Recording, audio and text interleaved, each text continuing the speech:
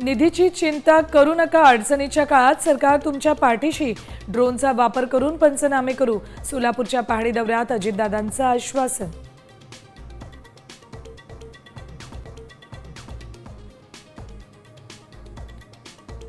सोलापूर जिल्ह्यातील ग्रामीण भागातल्या शाळांना आज सुट्टी जाहीर. अतिवृष्टीमुळे प्रशासनाचा निर्णय.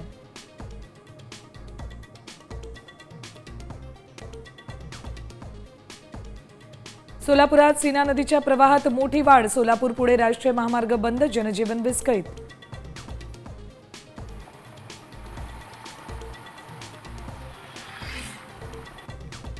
धाराशिवच्या चिंचपूर ढगेमध्ये पावसामुळे मोठं नुकसान. सोयाबीन द्राक्षाचं पीक पूर्णपणे उद्ध्वस्त.